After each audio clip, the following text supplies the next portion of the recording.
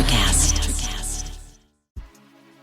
There's a change happening in the way we live, the way we work, the way we spend our money and make our decisions. We are evolving to be more conscious in our actions in a way that serves the world and makes it a better place. Welcome to the Ethical Evolution. The Ethical Evolution podcast is brought to you by Ethical Change Agency. I'm Bindi, I'm the founder, and my mission is to help ethical entrepreneurs and holistic healers to find their voice through spiritual coaching and podcasting. I'm honoured to bring you the stories of those who create change through healing, kindness, innovation, purpose, and spirit. Understanding that to create collective change, we need to be the change. It all begins with us.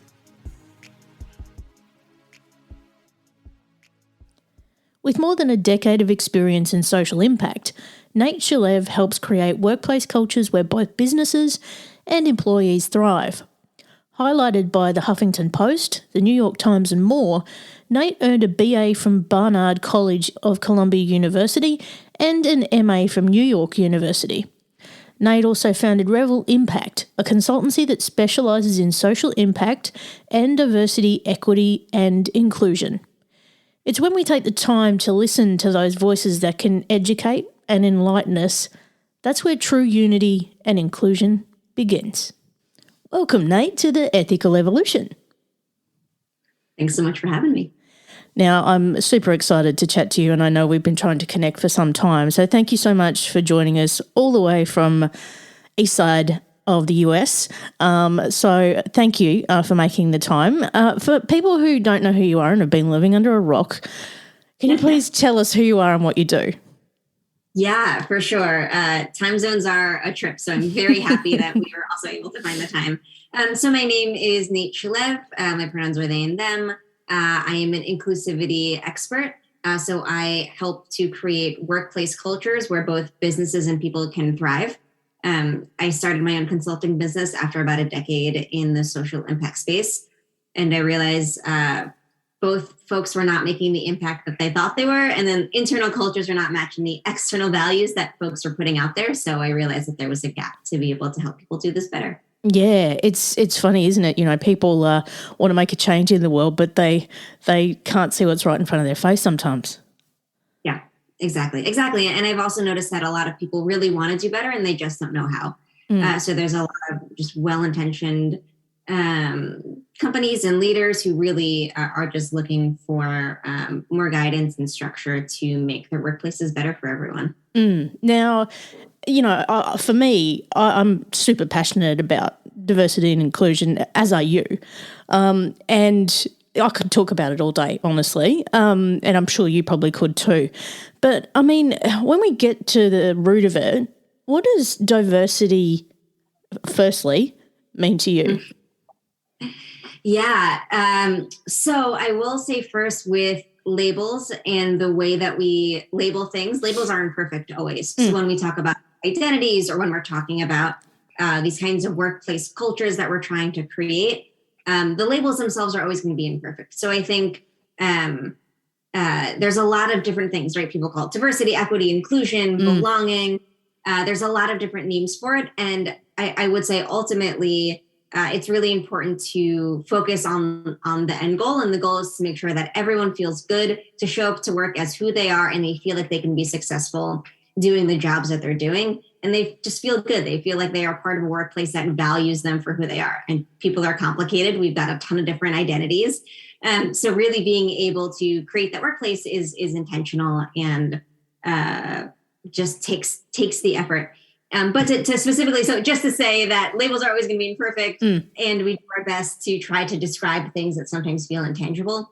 And so when thinking about diversity in and of itself just means having like a bunch of different people in the room, right? So just making sure that you can have a variety of different folks and different identities in one space. So if people often have a party metaphor for this. So it's like the people that you're going to invite to the party and making sure that you invite folks from, different geographies outside of your immediate circle, making sure that all of the different aspects of who we are, that we're able to have folks who identify across that. And, if I'm to play devil's advocate, I already know the answer to this, but I'm going to do it. So if I'm to play devil's advocate, why is diversity so important in a workplace? What difference does it make? Yeah. So the difference is in innovation, for one, that when you have multiple voices in a room, you're going to have different lived experiences. You're going to have different ideas. You're going to have different backgrounds. And so with all of those ideas, you're going to come up with the best solution for whatever your problem is. The second is that it's human, right? It's just like we live in a world and we want our workplaces to reflect the worlds that we live in. And we live in diverse worlds because this is just who we are. So we want to make sure that our workplaces are also reflecting of the worlds in which we live, because then our businesses aren't going to be successful if they're these isolated bubbles, whether you're serving customers or clients or you're a nonprofit. You're still serving people, and businesses are made up of people. So you want to make sure that you're able to accurately reflect that. There are a ton of studies out there that talk about the business impact of diversity, and that leads to you attract top talent, you retain that talent, you save money because you're not constantly in turnover, and also you save money on potential lawsuits later on down the road when you are being intentional about diversity. It's not often talked about, but I think it's important because it's a huge part of it. PR crises and potential lawsuits are definitely part of the benefits of proactively thinking about these issues. Yeah, and in the corporate world, I guess, when we look at things like recruitment and, retention of staff, we've got to be careful because we can have an unconscious bias, can't we? Like that we're not even aware of. But it's almost like we've got to put the glasses on and actually see people for who they really are and not exclude them because they are different. Yeah. That's absolutely it. And when we think about bias, I think that there's also some sort of shame around the word itself. And there doesn't have to be, because we all live in a society and we get all kinds of messages, and we get messages from our parents growing up, our families, we get messages from the media, we get messages from school and everywhere else. And we absorb those messages, and then we absorb the biases that are inherent in those messages. And so, you can't avoid it. It's just going to happen. We all have our biases. So we just need to make sure that we are accounting for them, that we're actively trying to undo them and unlearn them and relearn better ways to be with one another. And, you and I have spoken offline, and I've talked about how I'm a part of diversity and inclusion where I work. And it has really opened my eyes to what my unconscious bias was. And I think, if you can have that reflective look at yourself and understand that, I didn't know that about myself, it opens you up in so many ways in acceptance and inclusion for everyone, so that it's a safe space for everyone to be in. Yeah, absolutely. And seeing their point of view and their perspectives and how just life works for them can really help you create a better workplace for those people, so that it's somewhere they love to come every day. I always love the saying, you can't be what you can't see. Yeah, absolutely. Love it. Yeah, it's both incredibly true. I think we particularly need role models. We need to be able to visualize and have something to aspire to. And when we see folks who share identities with us, we can see ourselves in those roles. And then I would also say just inclusion work helps everyone. So I give an example. It's something called the curb effect, that if you have a curb, let's say for wheelchair access, it's also going to help a parent with a stroller. Or if you have a gender neutral restroom at an event, it helps me as a trans person feel good about being there, but it also helps a father who needs to go to the bathroom with his daughter. So when we're focusing on the most marginalized, we also help everyone else. TIAA is on a mission. Why? Because 54% of Black Americans don't have enough savings to retire. So in collaboration with big name artists like Wyclef Jean, TIAA released Paper Right, new music inspiring a new financial future, with 100% of streaming sales going to a nonprofit that teaches students how to invest. Stream Paper Right now and help close the gap. Yeah, absolutely. And I've had several conversations on this show about, those different changes just in environment that can help people. But also, in the language that we use in terms of, when we talk about gender and inclusion and sexuality and things like that, which is actually a very passionate subject of mine, can I just say? And it's something I want to talk about with you. Now, pronouns. Something I love to educate people on whenever I can. Now, it's something that I've introduced in our workplace in terms of just having it in our email signature. The uptake in that was quite low, and I think there's got to be an education piece behind that on why they're important.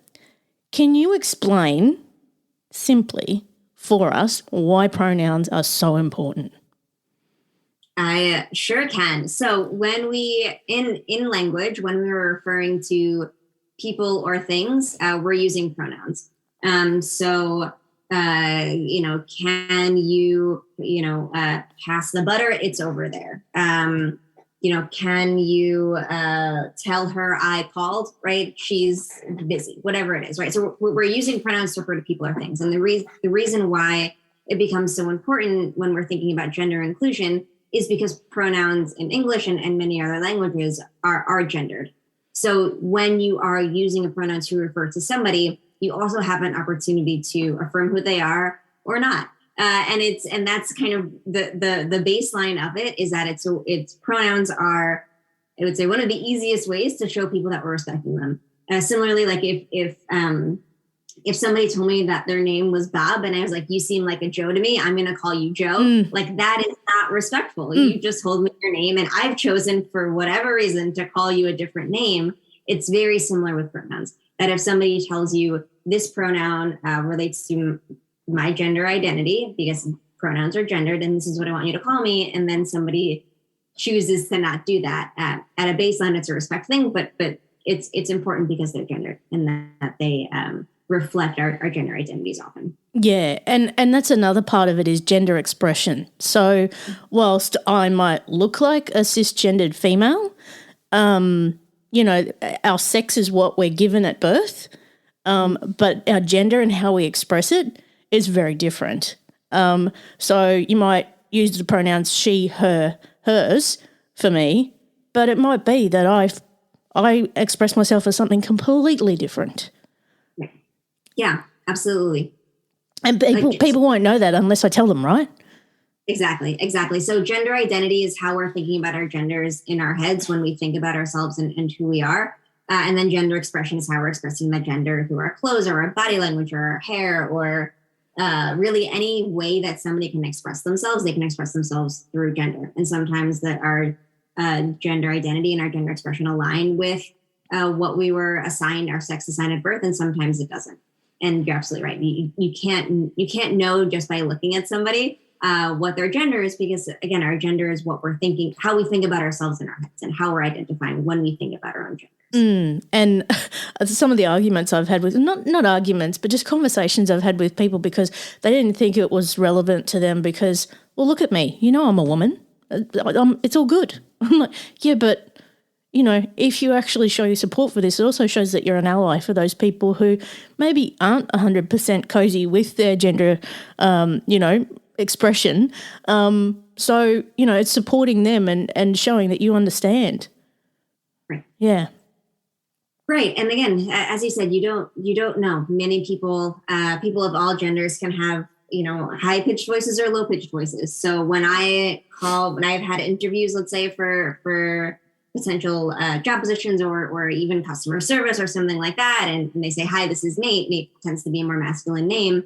They're like, oh, I didn't expect Nate to sound like this. Or are you sure this is Nate? Right. And so we can't make those assumptions based on what we think we know about gender, because it's gender is culturally defined. So how gender looks like in Brooklyn, New York is very different than how gender looks from where you are. And it's very different than how gender looks in other places globally. So we actually don't really know. So in some places, it's common for men to wear pink, and in some places it's really not.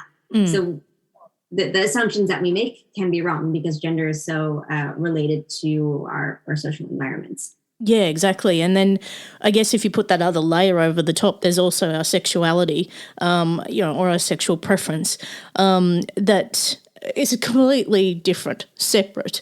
And whilst it can, influence our gender expression, it's we are fluid beings, and I think we just have to accept people for who they are and how they show up. There's so many people in popular culture now who are really sparking a lot of conversation. Two that come to mind for me, one is Demi Lovato. No doubt you would have seen the conversations happening around her and how she's using a set of different pronouns, and everybody is down her throat about it. I'm like, just leave the poor person alone, And the other one is Harry Styles. Now, a lot of people are on his case wanting to know what his sexuality is. Is it anybody's business? Right. Yeah. I mean, it's an important distinction, right? Because gender is what we're thinking about when we're thinking about our gender expression and our gender identity and our sex assigned at birth. And then sexuality is how we're thinking about who we're romantically or sexually attracted to.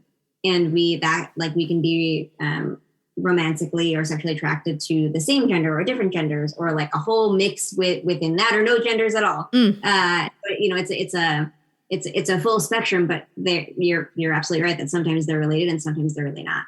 I think there's a history of putting like morality to gender and morality to sexuality, and I think that's part of why criminalizing like gender when folks aren't conforming to gender, there's a very strong history of that. So I think some of that is very much embedded in the way that people see gender. So I think that's part of why folks feel almost, personally attacked or like that everyone is just so invested in Harry Styles and Demi Lovato because they feel like it's like a personal affront to their beliefs. And, it actually speaks a lot about people themselves when, they're so confronted by this. It's a little bit of a reflection, I think, if people could actually take the time just to see that. Yeah. Now, if people are wanting to work out what's the best way for them to start to be, more inclusive in the workplace or just in their everyday life, in understanding other people, what are some of the first steps you reckon they can take?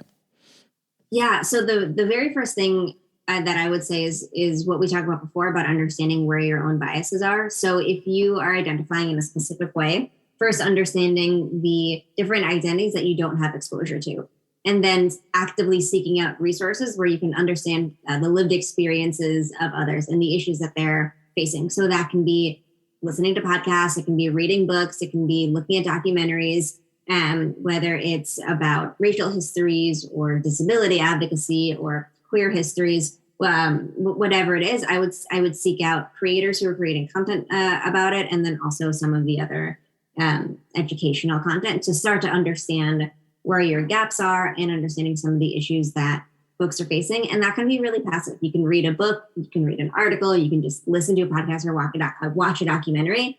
And that is a huge first step to first understand even what you should be doing, first of all, what people are asking you to do. So then you don't show up in a way that's not helpful to the community that you're trying to show up for. I've also had people come to me who were a little bit scared about, using the right pronouns for people and if they got them wrong. And it can easily happen without even knowing. What do you think? What's some advice you could give them to put them at ease? Yeah, it happens. It just happens. It's a thing that happens in the world, and it's completely okay to get someone's pronouns wrong. If you intentionally do it multiple times, then we fall into the disrespectful category. But as I mentioned, because we are getting all these messages about gender, you might assume someone's gender and you might assume someone's pronouns and you might assume wrong. And if they correct you and they say, actually, no, my pronouns are he, my pronouns are they, whatever it is, you can just quickly apologize. Oh, I'm so sorry, he, and then you continue on with your conversation.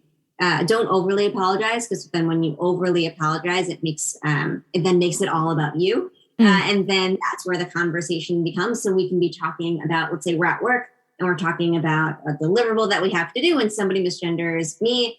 And now somebody's overly apologizing. And now I have to say, no, it's okay. It's okay. And now we've spent 10 minutes talking about pronouns instead of the deliverable that our whole meeting was about. And now it's derailed. So my biggest advice for that is to apologize very quickly, correct yourself, and then move on. And if you find yourself repeatedly thinking about somebody's wrong pronouns, I suggest that you practice when they're not in the room. So whenever you can say it out loud, you can, whenever you're thinking about them, make sure that you're using the right pronoun. But you can practice when they're not there. So when you are in front of them, you can make sure that you are always going to use the right pronoun. And then also, obviously, it's always important, even if you're talking about them and they're not in front of you, that you're still using the pronouns that they would like you to use. And I think just consciousness. I think a lot of inclusiveness is about consciousness. It's just thinking before you open your mouth, and also thinking before you take action, and actually thinking about the broader context of how any change you introduce into a workplace is going to impact someone. So, it might be you move into a brand new office, but you don't have any unisex bathrooms or anything like that. What impact is that going to have on someone who's not, completely comfortable with their gender expression and needs to have their own safe space? And, as a leader, you may not see that, you might not understand it because they might not want to tell you. And I think this is where we actually need to be more aware, conscious, and take those steps to think about, there are people like that in our workplace. I think that's a really important point, that you don't always know the identities that folks have. So I think it's important when we're thinking about gender identity, folks, because it's fluid. So somebody might not be out yet. They might want to come out on the job. And if they see that it's a safe space, they feel comfortable doing so. And then you've created the resources and you've supported them. I think it happens with disability advocacy a lot, particularly around neurodiversity. Many folks don't know they're neurodivergent, or they feel really uncomfortable talking about it in spaces. So if you create the resources and accommodations already, then you're already supporting this person, and no one has to actually tell you. So I think you're absolutely right that you need to create the systems, create the structures, create the policies, create the supports, have the trainings, all of that, to make sure that you are in the best position to support whoever is going to come work with you, come through your door, come to your event. Even if you're, only doing branding, let's say, making sure that everyone can resonate with your brand. I think inclusion works at every single level of an organization. You can be inclusive no matter what you do, no matter who you are. Leaders have that kind of power, I think, more so sometimes, but really every single person in the organization can be responsible for it. So what kind of response would you have for an organization that comes to you and says, oh, diversity and inclusion, it's too hard and it's too expensive? Yeah. So I would typically talk to them about their goals first, to understand what exactly they're trying to do in the world, in business, in whatever it is. And then talk about why diversity and inclusion is integral to those goals.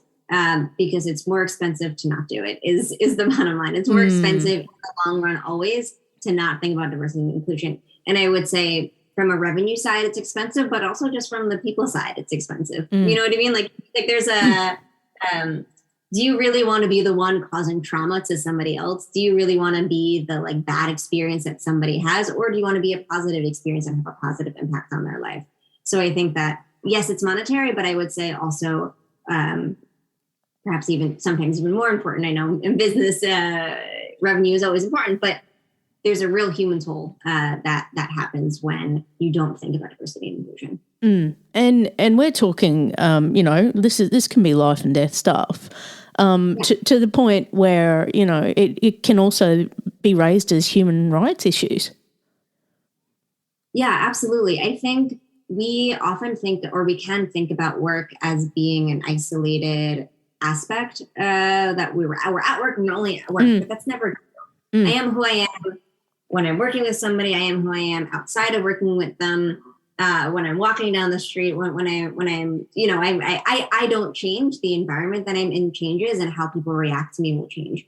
So if I am facing harassment at work, that is going to affect my self-esteem and my confidence, how I view myself, my overall well-being, and that can absolutely be life and death. So I would say from that aspect, and then also from like a discrimination harassment standpoint, when you're actively teaching folks and actively thinking about how to be inclusive, then that kind of ripples out. So it can be in the workspace, but then you're also going to be thinking about it when you're on the street. And so the allyship and bystander intervention techniques that I tell somebody to use at work, you can also use if you see somebody, getting harassed anywhere. Mm. And, one of the themes I'm seeing through our whole conversation here, Nate, is that it's about bringing your whole self to work and not having to compartmentalize your life or hide who you really are. And you can see that, and I've been there. I have been there myself, where I've been in a workplace where I've had to put the mask on, literally. I've had to put the mask on to do the work and take it off when I leave. And I realised about maybe 4 or 5 years ago that doesn't work for me anymore. And people saw the change in me when I went, nah, it's time for me to really be me and unapologetically. And if people don't like it, that's their problem, not mine. So by showing up as the whole human and bringing your whole self to work, it can really impact how you actually perform and how people see you. Yeah, absolutely. And I would also add that, like, I don't think it works for anyone, right? Because I don't get to choose which of my identities are showing up. I'm always going to be a full human, and I can feel like one of my identities is not welcome in a space, but that identity is still there. So like you said, you can have a mask and you can try to hide one part, but it's still going to be there, and you're just going to internalize those bad feelings that feel like you can't express that part of you where you are. And it always sneaks out somewhere. It does. Right. It boils over somewhere in usually not a healthy way. So yeah, I think, it can have huge mental health impacts if we don't, honour ourselves and show up as our whole selves at work. Yeah.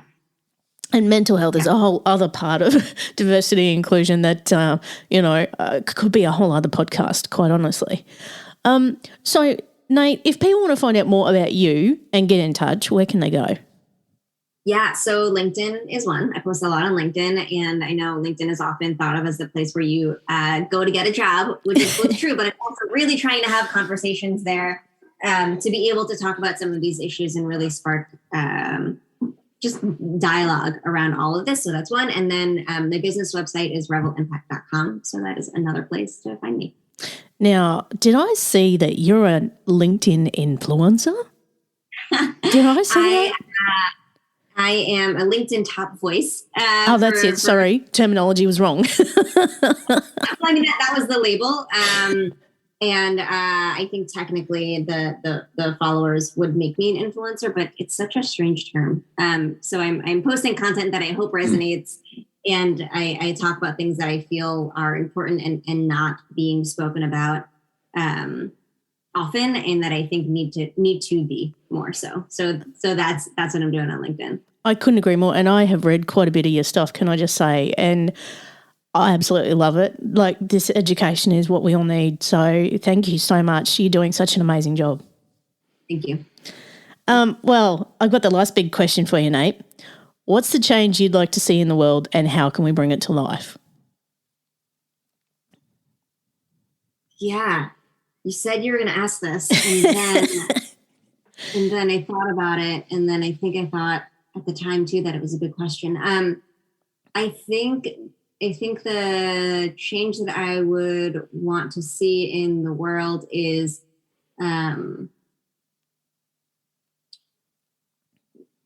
just an intentionality. So folks, you said thinking before they speak, but also listening more than they speak, and thinking about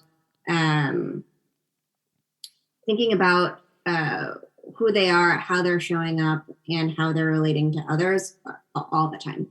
And I think that if we can really focus on how we are existing and really being mindful of that in all of our interactions, not just when we're in a bias training at work, not just when we're kind of meant to talk about it. If we really think about it in all of our interactions, I think that we can create places that people feel valued for who they are, and that people feel like they have a space that is theirs and that they feel worthy of showing up.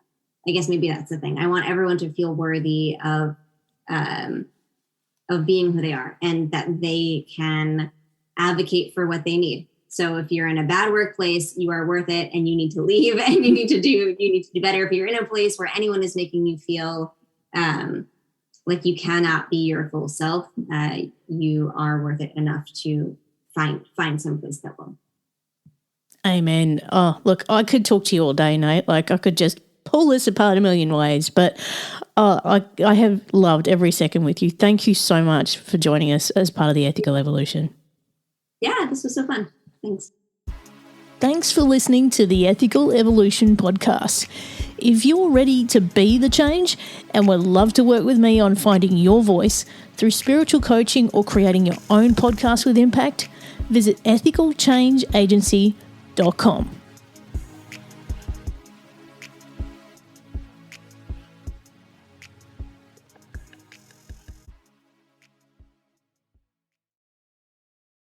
Miles, are you ready to record our promo for Season 2 of the Wanna Bet podcast? David, have you ever seen a grown man naked? Miles, we're not here to quote lines from Airplane. We're here to tell people that Season 2 starts August 18th.